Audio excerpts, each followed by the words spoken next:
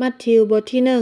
1นี่เป็นบันทึกรายชื่อพ่ออุ้ยแม่มอนของพระเยซูคริสต์ผู้ที่เป็นลูกหลานของกษัตริย์ดาวิดในพระกุลอับราฮั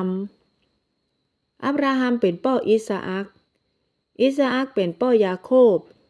เป็นพ่อยูดาตึงหมู่น้องบ่าวของเขายูดาเป็นพ่อเปเรตกับเสราแม่ชื่อทามาเปเรตเป็นพ่อเฮสโรน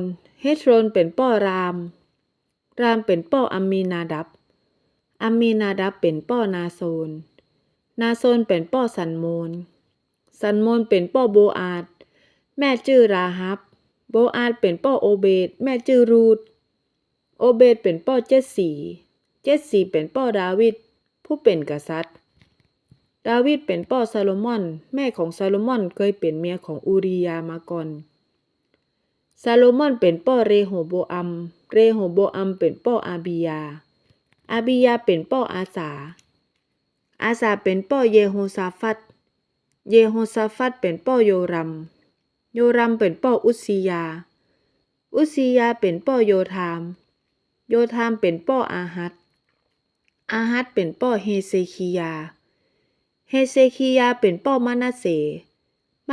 เป็นพ่ออาโมนเป็นพ่อโยซียาเป็นพ่อเยโคนียาตึงหมู่น้องบ่าวคนอื่นๆของเขาในเวลานั้นหมู่ชาวยิวถูกบังคับไปเป็นเฉลยที่ประเทศบาบิโลนหลังจากเหตุการณ์นั้นแล้วเยโคนียาก็มีลูกชื่อ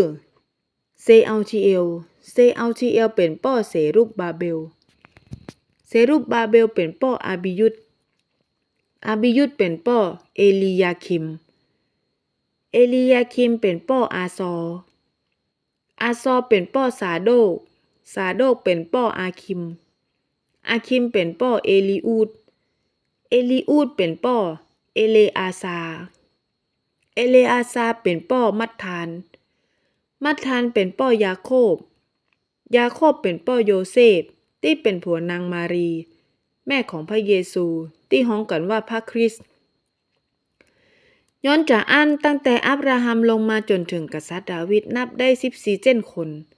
ถ้านับต่อจากดาวิดลงมาจนถึงตอนที่ถูกบังคับไปเป็นเฉลยที่ประเทศบาบิโลนก็นับได้แหม14เจนคนตั้งแต่ถูกบังคับไปเป็นเฉลยจนถึงพระคริสต์ก็นับได้แหม14เจนคนเรื่องราวที่พระเยซูคริสต์มาเกิดนั้นเป็นจะอี้คือมารีที่เป็นแม่ของพระเยซูได้มั่นกับโยเซฟไว้แล้วแต่ก่อนที่ตึงสองจะอยู่กินด้วยกันปรากฏว่ามารีมารเหี่ยก่อนโดยฤทธิเดชของพระวิญญาณบริสุทธิ์โยเซฟกู้มั่นของมารีนั้นเป็นคนถูกต้องตามธรรมกึดใจจะยกเลิกการมั่นกับนางแต่บ่อยากให้นางอับอายต่อกุคนจึงกะจะยกเลิกอย่างดักหลังจากที่โยเซฟกึดใจเยี่ยจะอันทูตสวรรค์ของพระเจ้าองค์หนึ่งก็เข้าฝันโยเซฟบอกว่าโยเซฟลูกหลานของกษัตริย์ดาวิดเอ๋ยบ่ถ้ากลัวที่จะรับมารีมาเป็นเมียเนอย้อนว่าละอ่อนในต้องของนางนั้นเกิดขึ้นจากฤทธิเดชของพระวิญญาณบริสุทธิ์มารีจะเกิดลูกพ่อชายเมื่อเกิดมาแล้วให้ตั้งชื่อว่าเยซู